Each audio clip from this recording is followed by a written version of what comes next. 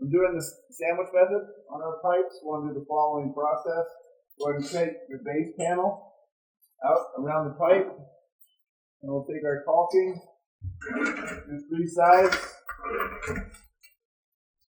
And we'll go ahead and form our panel to our pipe jack to our panel. Fasten that in place.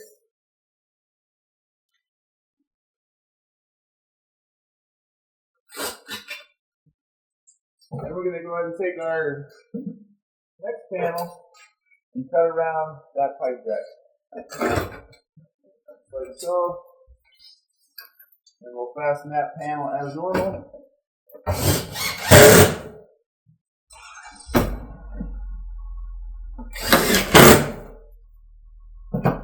Then we'll come back with our caulking. Caulk around the entire pipe jack.